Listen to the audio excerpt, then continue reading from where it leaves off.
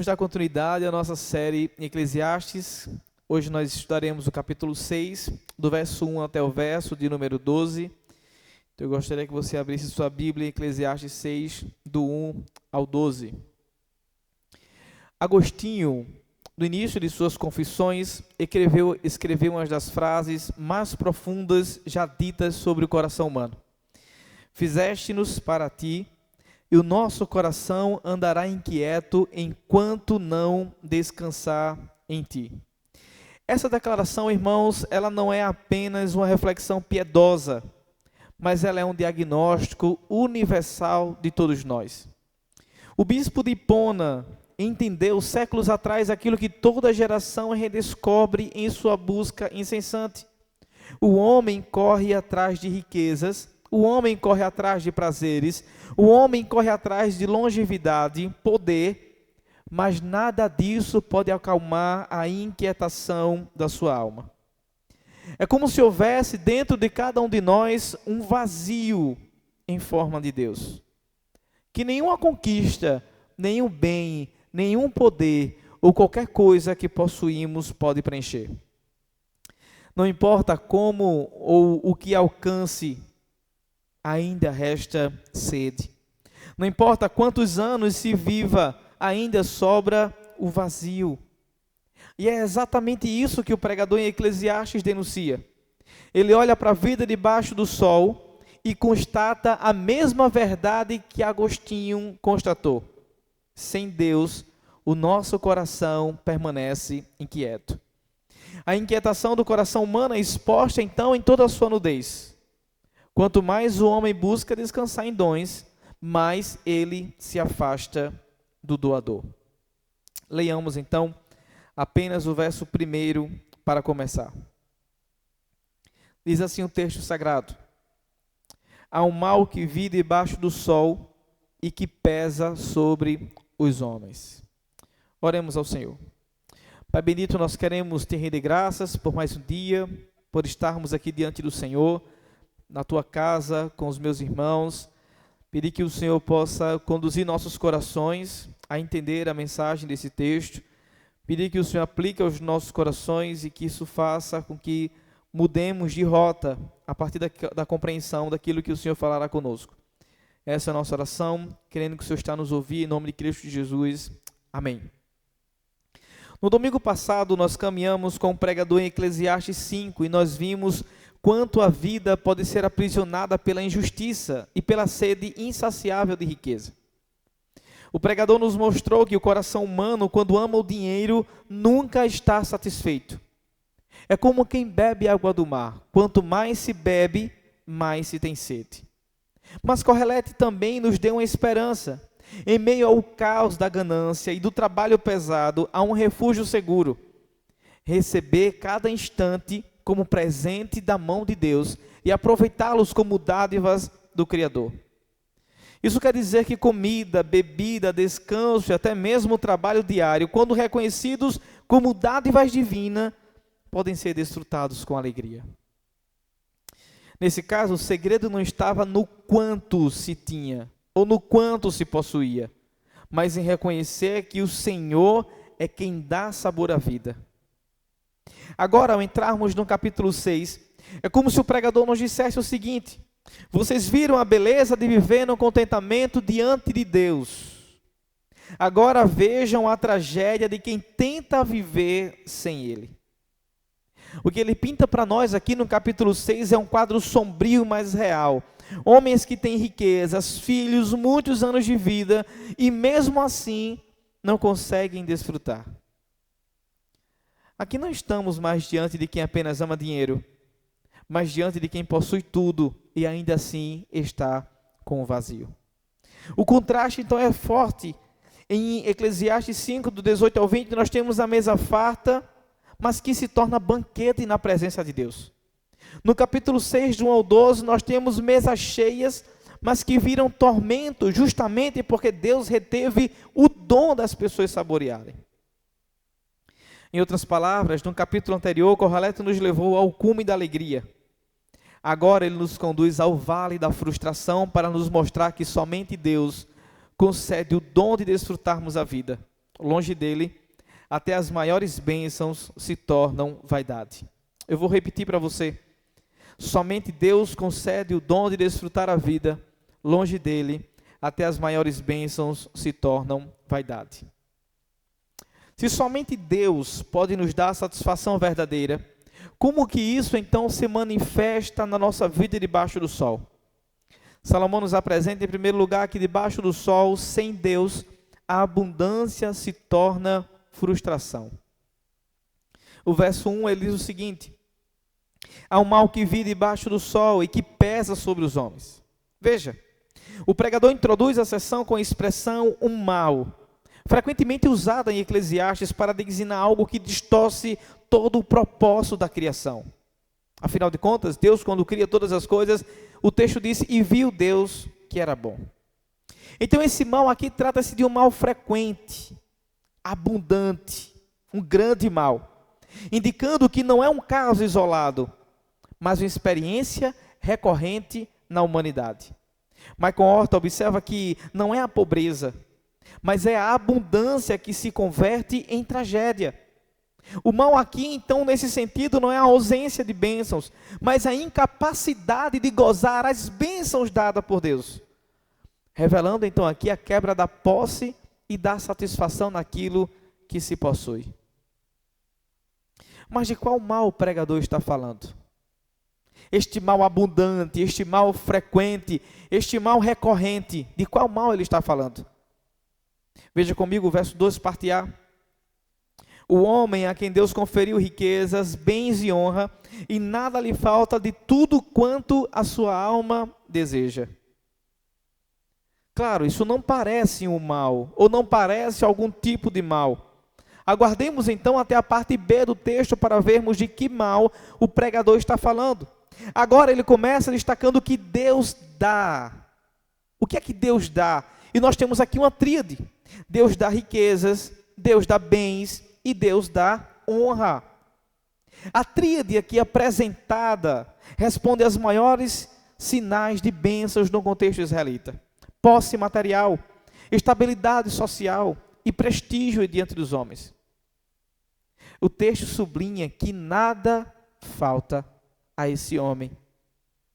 De tudo aquilo que a sua alma deseja, o Senhor o abastece.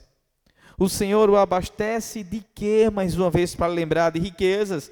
O Senhor abastece esse homem de bens. O Senhor abastece esse homem de honra. No entanto, Kohelet quebra a expectativa ao mostrar que tais bênçãos, mesmo recebidas de Deus, não garantem felicidade intrínseca. E é aqui que está o mal visto por Salomão, na parte B do verso 2. Ele diz, mas Deus não lhe concede que disso coma. Antes, o estranho o come. Também isto é vaidade e grave aflição. A ironia no texto está na ideia de que Deus concede bens. Mas percebam a gravidade do problema. Deus concede bens, Deus concede riquezas, Deus concede a honra, mas o texto diz para a gente que Ele retém a capacidade dos homens de desfrutá-la. Destacando aqui para a gente a limitação existencial. O verbo comer é usado metaforicamente para desfrutar. Deus dá todas essas coisas, mas retém o prazer do desfrute. Isso não somente aponta para uma injustiça social, mas também para a ideia de que o desfrute é um dom divino, não algo automático que nós temos a partir do momento que possuímos cada coisa.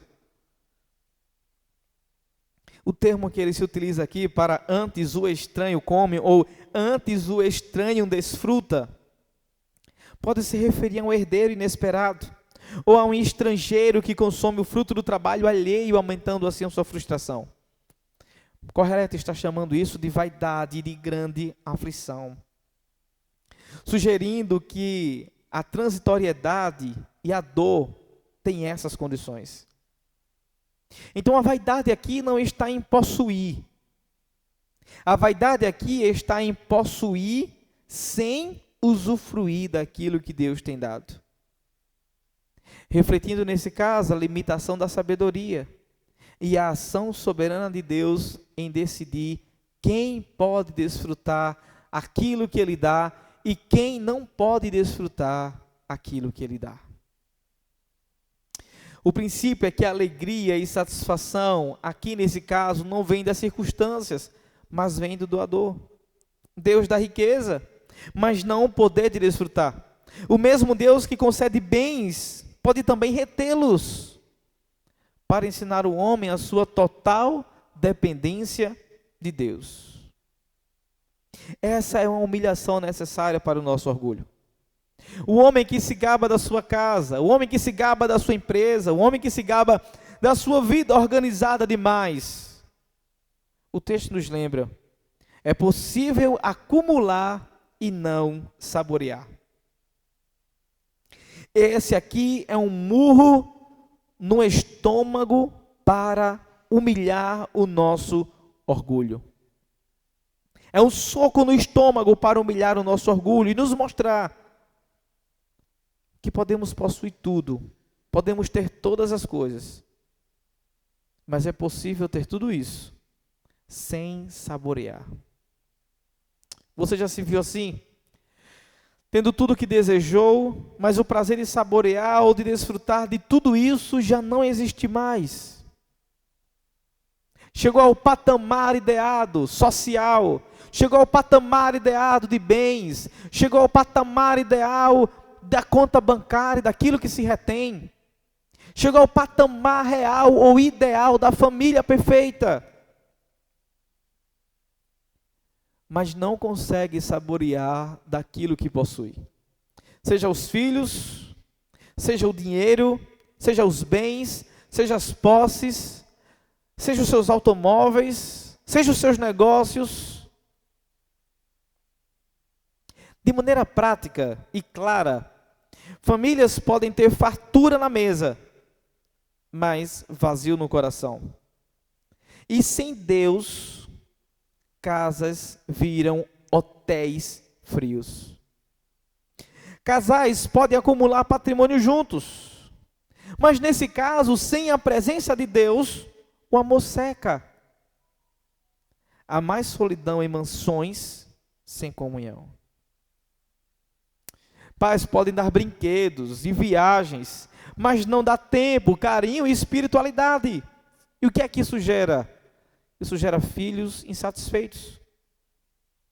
Essa realidade é um espelho do nosso coração insaciável e uma escola para nos ensinar a humildade diante de Deus. Este texto é crucial para todos nós, porque desmonta um dos maiores ídolos da humanidade. A crença de que possuir muito é sinônimo de felicidade. Se eu tenho, eu sou mais feliz. Se eu possuo, eu sou mais satisfeito. Se eu obtenho, eu tenho um maior contentamento. O pregador não fala de pessoas pobres ou desprovidas, mas de quem tem tudo o que deseja. Essa realidade expõe a falência da lógica humana, que supõe que toda a soma de riqueza, de tudo aquilo que possuímos, resulta no nosso contentamento diante de Deus. O texto prova o contrário. O texto prova que não. E se olharmos para os exemplos bíblicos, veremos esse princípio encarnado. Salomão teve tudo, mas reconheceu que nada fazia. O rico insensato de Lucas capítulo 12 encheu de celeiros e morreu vazio. Mas Paulo, em contraste, aprendeu o segredo do contentamento em Cristo Jesus, sabendo que ia ter muito, que ia ter pouco, mas sabendo que o tudo era Cristo Jesus. O que esses personagens nos mostram é que a pergunta não é quanto tenho, mais uma vez. A pergunta é com quem caminho. Não é quanto tenho, não é quanto possuo, mas é com quem eu caminho. O coração vazio se revela tanto em celeiros abarrotados, quanto nos pratos cheios. Deus quer de nós, nessa noite, que reconheçamos que não somos senhores do nosso contentamento. O contentamento não é algo que nós podemos provocar em nós mesmos, a partir dos nossos próprios esforços, a partir da força do nosso próprio braço. Mas o contentamento, a alegria e a satisfação é dom divino de Deus, habilitado em nossos corações para desfrutar daquilo que Ele nos dá para possuir. nós podemos ter o que quisermos, mas se o próprio Senhor não der poder para desfrutar, tudo se tornará pó em nossas mãos. O nosso trabalho será insatisfatório, o nosso casamento será insatisfatório, o nosso relacionamento será insatisfatório, as amizades serão insatisfatórias, a nossa igreja será insatisfatória. Esse texto é importante porque desmonta o mito moderno de que quando eu tiver mais, eu serei mais feliz. E a Escritura expõe aqui o coração e mostra que o problema não está em ter pouco, mas em não ter Deus naquilo que possuo. Portanto, para finalizar essa aplicação, esse texto nos chama a confiar em Cristo, o pão da vida. Ele se fez pobre por nós, para que tivéssemos nele a verdadeira riqueza. Ele nos convida a descansar na graça, a viver em gratidão, a reconhecer que sem Ele até o muito é nada, mas com Ele até o pouco é muito, até o pouco é abundância. O Evangelho anuncia para nós que a cruz venceu a vaidade e a ressurreição nos deu uma vida nova. O Espírito Santo habita em nós para transformar toda essa inquietação que nós temos pelo vazio, de preencher esse vazio com bens, riquezas e honra em paz. Se nosso coração está em Cristo, já não corremos mais atrás do vento. Nós desfrutamos de Deus como nosso maior dom. Salomão nos apresentou em primeiro lugar que debaixo do sol, sem Deus, a abundância se torna frustração.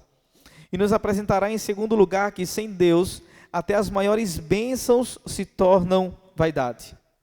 Agora o pregador intensifica a sua argumentação usando para todos nós uma hipérbole. No verso 3 ele diz o seguinte: se alguém gerar 100 filhos e viver muitos anos, até avançada idade, e se a sua alma não se fartar do bem, e além disso não tiver sepultura, digo que um aborto é mais feliz do que ele. É isso mesmo que você leu. A imagem corresponde ao ideal máximo da bênção do Antigo Testamento. Numerosos filhos eram considerados herança do Senhor, e a vida longa era a promessa da aliança. Aqui Correlete, o pregador, radicaliza. Ainda que alguém tivesse o ápice de todas as bênçãos espirituais, a vida seria inútil se a sua alma não se fartar do bem, não se fartar daquilo que é bom, o oposto do mal visto no verso 1 por Salomão. Além de não se fartar do bem, esse homem hipotético que ele levanta para a gente no texto, também não tem sepultura. Isso é um grave mal terrível do Antigo Oriente Médio. Porque o enterro digno era fundamental para aquelas pessoas. E ficar sem sepultura era visto como maldição. Assim, um pregador descreve uma vida aparente, uma vida de aparente sucesso, mas coroada por desonra na sua morte. A comparação que ele faz com esse ser hipotético, com esse homem hipotético, é com um natimorto. Um bebê que morre no útero após a 24ª semana de gestação. E a comparação com o natimorto é deliberadamente provocativa, pois no verso 4 ele diz o seguinte: pois debalde vem o aborto e em trevas se vai, e de trevas se cobre o seu nome. Não viu o sol, nada acontece, todavia tem mais descanso do que o outro. Outra tradução diz para a gente o seguinte: ela nasce em vão e parte em trevas, e nas trevas seu nome fica escondido. A ideia dessa comparação com esse homem hipotético, que morre sem honra, com o natimorto, que nem chegou à vida, é o seguinte: vem em vaidade e vai em trevas. É a ideia de que este bebê nunca tenha visto o sol.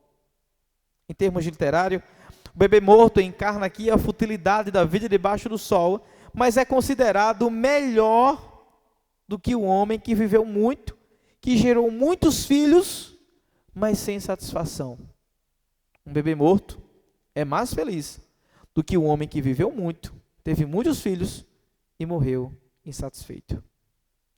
O comentarista explica que a metáfora do natimorto intensifica a ironia do texto. O que seria visto como tragédia é, no fim, preferível a vida longa sem gozo. O bebê natimorto nunca experimentou frustração como o homem hipotético que o pregador levanta. Ao passo que o rico insatisfeito acumula décadas de vazio. É a ideia de um homem que vive por muito tempo, é próspero, tem muitos filhos, tem muita riqueza, muitos bens. Mas toda essa longevidade é um acúmulo de vazio, é um acúmulo de insatisfação.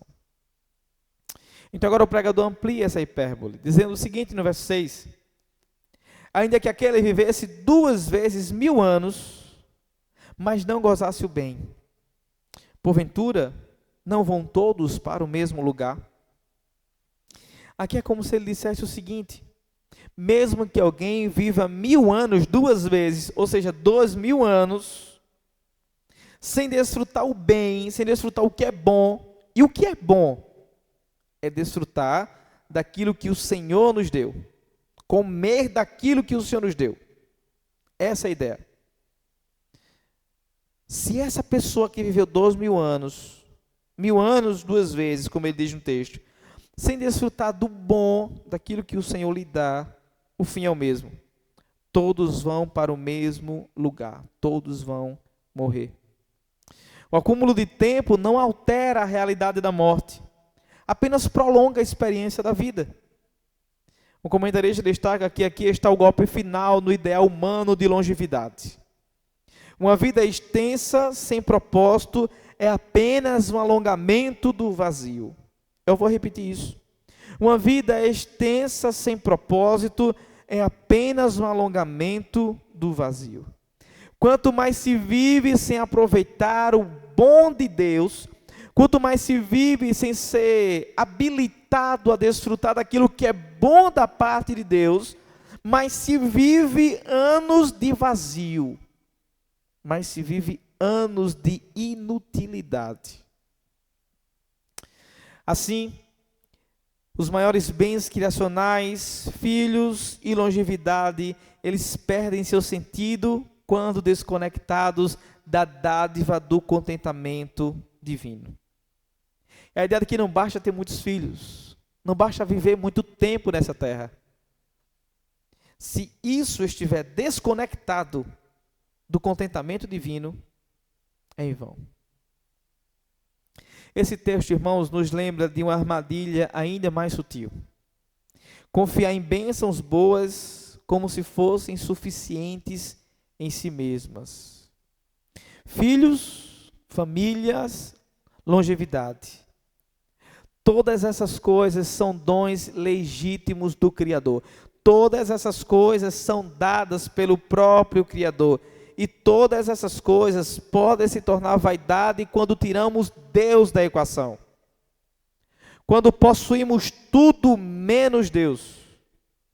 Quando vivemos muito, mas sem Deus. Quando temos muitos filhos, mas sem Deus.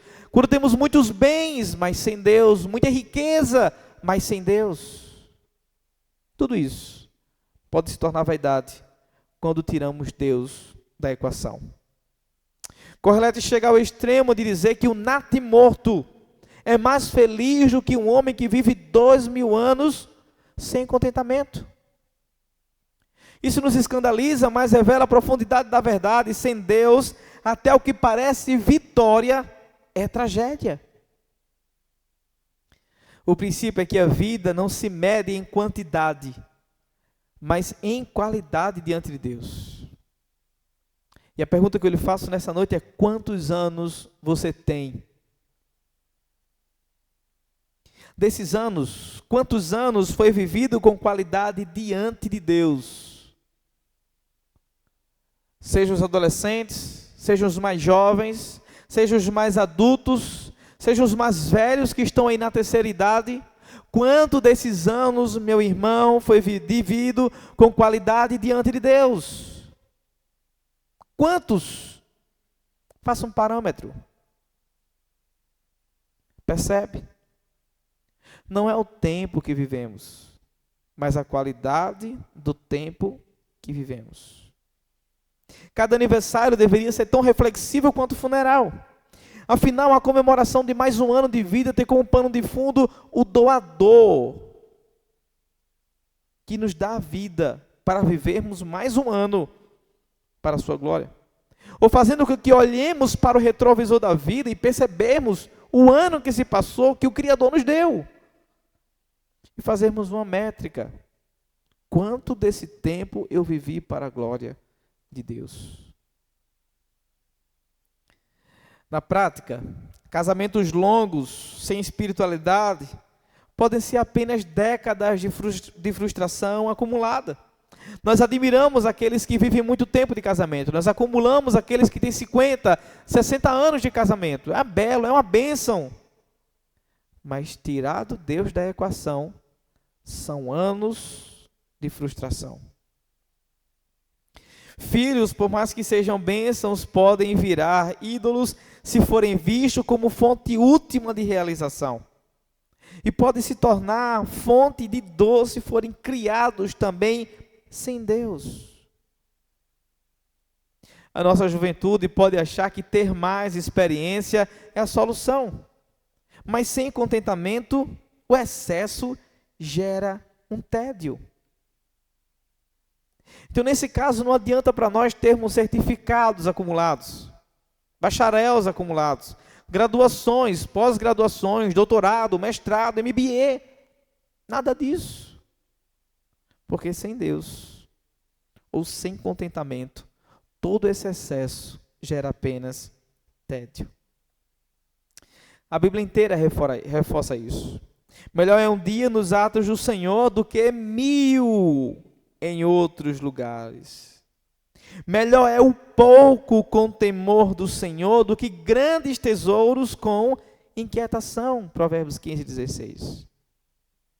Não adianta ter uma genealogia inteira se ela não está marcada pela fé. Não adianta prolongar os anos de vida se esses anos são vividos longe do Senhor. E mais uma vez, para trazer Salomão aqui como testemunha, eis o homem que teve muitas esposas, eis o homem que teve muitos filhos, mas sua família foi uma tragédia espiritual. Trazendo também para a nossa conversa, Israel foi numeroso como as estrelas, mas sem temor a Deus, o que aconteceu com Israel? Pereceram no deserto. Em contraste a esses dois personagens e a esse povo, nós temos Simeão e Ana, idosos que esperavam pelo Messias, encontraram na breve visão de Cristo mais sentido do que muitos que viveram longamente.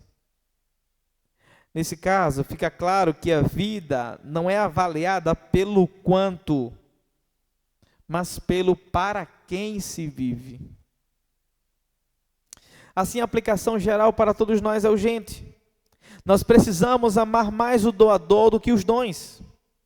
O nosso Cristo Jesus, que morreu jovem, sem filho, rejeitado pelos homens, foi o homem mais pleno, pois viveu para o Pai e cumpriu o seu propósito.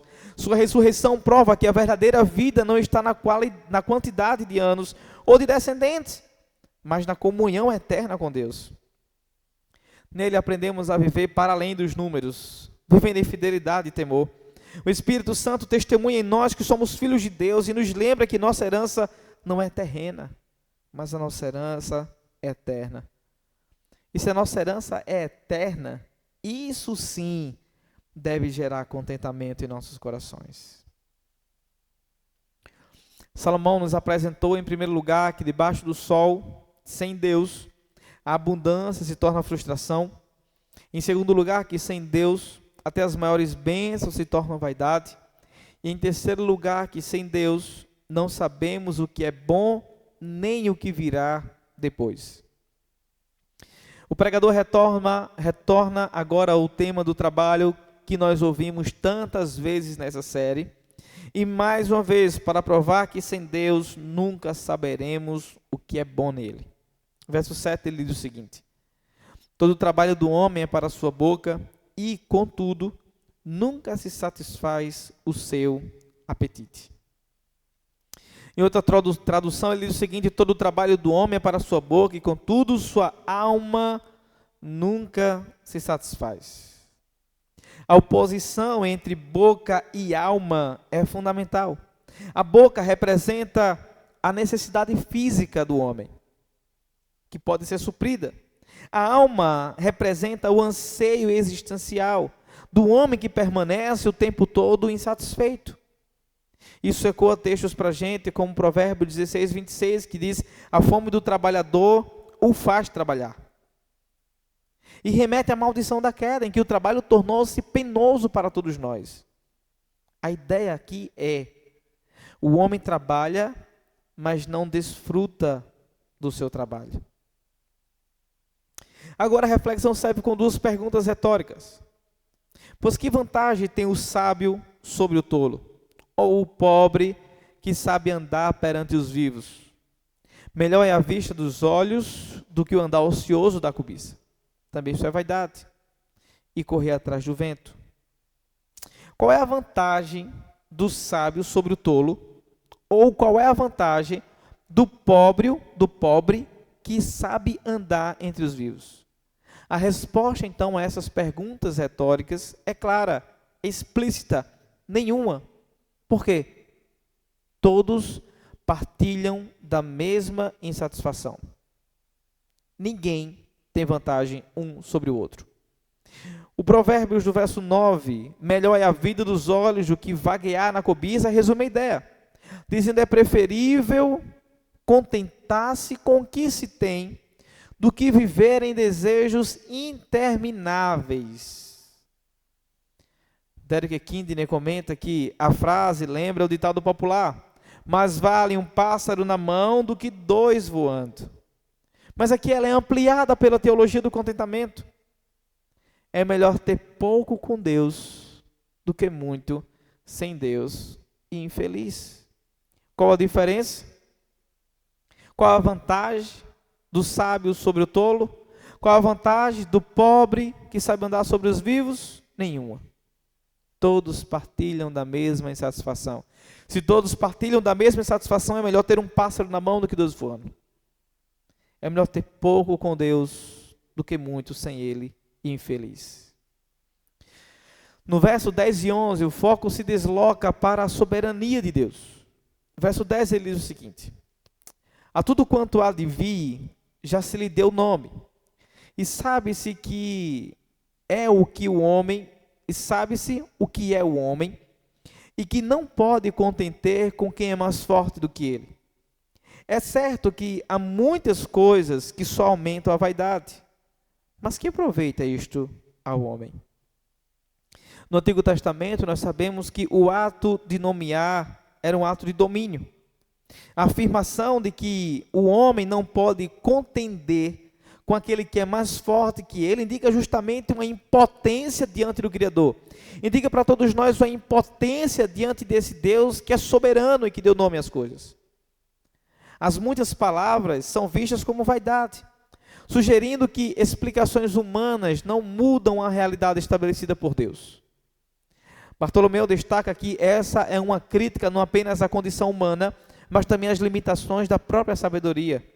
O pregador quer dizer que nossa sabedoria é totalmente limitada sobre o amanhã. Ele está dizendo que a nossa sabedoria é totalmente limitada sobre todo o domínio daquele que criou todas as coisas. Não temos como saber o que é bom, nem temos como saber o que se acontecerá amanhã. E o clímax chega no verso 12, com as duas perguntas retóricas fundamentais. Pois, quem sabe o que é bom para o homem durante os poucos dias da sua vida de vaidade, os quais gasta como sombra? Quem pode declarar ao homem o que será dele depois do sol? Essa pergunta de Salomão tem ecoado durante todo o texto até agora. Quem pode dizer ao homem que morreu o que se passará de tudo aquilo que ele deixou depois que ele partir? Aqui ele resume e traz novamente essa pergunta. Em resumo, ele está perguntando de forma direta: quem sabe o que é bom para o homem? Quem sabe o que é bom para o homem? Quem pode dizer ao homem o que será depois dele? Apenas Deus saberá o que será depois dele. Apenas Deus sabe o que será bom para ele amanhã. A primeira pergunta, ela retoma a questão do bom, termo carregado de ecos criacionais. E viu Deus que era bom. Mas como é que Salomão começa o texto? Vi grande mal. Qual era o mal? Os homens não desfrutarem das coisas boas que Deus criou. O homem sozinho não pode definir o que é bom. A segunda pergunta aponta para a ignorância sobre o futuro. Ambas expõem a insuficiência da razão humana e a necessidade da revelação divina. Habilidade. Deus habilita o homem a desfrutar disso tudo. Correlete é uma confissão de limites. A sabedoria humana chega até aqui, mas não mais que isso. O texto fecha, portanto, com o silêncio e incerteza. Quem pode declarar ao homem o que será depois dele debaixo do sol? A espera por uma revelação que só se completará em Cristo Jesus. Aqui foi exposto para todos nós a limitação mais profunda do coração humano. A ignorância do que é realmente bom e a incapacidade de controlar o futuro. O homem trabalha para encher a boca, mas a sua alma permanece insaciável, disse o pregador. O sábio e o tolo, o pobre e o rico, todos compartilham o mesmo vazio. Não há vantagem alguma de um sobre o outro. E o pregador fecha duas perguntas que permanecem ecoando. Quem sabe o que é bom? E quem pode dizer o que virá depois? Aqui nós somos confrontados com a falência da autossuficiência. E essa autossuficiência tem como fonte, ou como pano de fundo, a força do nosso próprio braço. Decisões precipitadas sobre o amanhã. Questões que nós achamos que podemos resolver sozinhos. O princípio é que Deus define o que é bom e só Ele governa sobre o futuro. Essa então é a essência do temor ao Senhor. É reverência sobre a sua vontade. O homem desde o Éden quis ser como Deus, definindo o bem e definindo o mal, definindo o que é bom para ele, o que é mal para ele. Mas Eclesiastes lembra que estamos cegos e sem revelação. É Deus quem nomeia, é Deus quem decreta, é Deus quem conhece o amanhã. Tiago ecoa isso de uma maneira muito prática para todos nós. No Novo Testamento, vocês dizem, hoje ou amanhã faremos isso ou aquilo. Vocês nem sabem o que acontecerá amanhã. Tiago, capítulo 4, do 3 ao 15. Aqui nós encontramos dois pecados que nos confrontam. O orgulho intelectual, achar que nós podemos definir o que é bom sem Deus, e a ansiedade pelo futuro e pela vida. A tentativa de controlar o nosso amanhã. Na Bíblia nós vemos esse princípio refletido em Jó, que perdeu tudo, perdeu todas as coisas e reconheceu que só Deus sabia o que era bom para ele e que ele podia fazer todas as coisas assim como lhe apraz. Nós vemos em Pedro que prometeu fidelidade sem medir sua fraqueza, mas que caiu. Em contraste, nós vemos Cristo, a plena resposta. Em Cristo, Ele é o bom pastor que dá vida pelas ovelhas. Ele é o caminho, a verdade e a vida. Ele é o alfa e o ômega que governa a história. Onde o pregador faz perguntas, Cristo responde. Assim, a aplicação prática é entregar nossa vida e futuro nas mãos de Cristo Jesus. A sua morte nos livra do medo da morte. A sua ressurreição nos garante um futuro seguro. E sua exaltação à direita do Pai assegura que nada acontece fora do seu controle. O Espírito Santo que habita em nós nos guia em toda a verdade e nos lembra que somos peregrinos que caminham pela fé e não pela vista. Sem Deus tudo é vaidade, mas em Cristo até o desconhecido é esperança. Agostinho disse o seguinte: fizeste-nos para ti, e nosso coração andará inquieto enquanto não descansar em ti. Correlete olhou para a vida debaixo do sol e viu a mesma inquietação. Riquezas acumuladas sem desfrute, filhos e anos de vida sem contentamento, dias longos sem sabor e um futuro que ninguém consegue controlar. Ele viu o coração humano correndo atrás do vento e concluiu: sem Deus até a abundância é deserto, até a mesa cheia é vazia, até a vida longa é fardo. Mas onde o pregador deixou perguntas, o Evangelho nos dá respostas. Onde a vaidade, Cristo oferece plenitude. Onde a inquietação, Ele oferece descanso. Onde a incerteza sobre o amanhã, Ele proclama: eu sou o caminho, a verdade e a vida.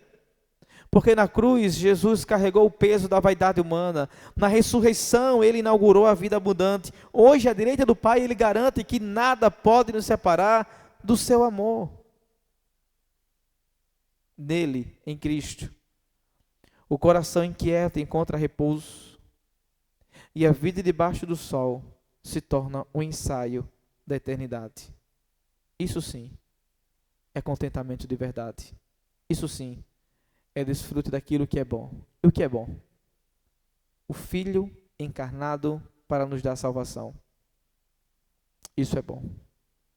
Que Deus os abençoe.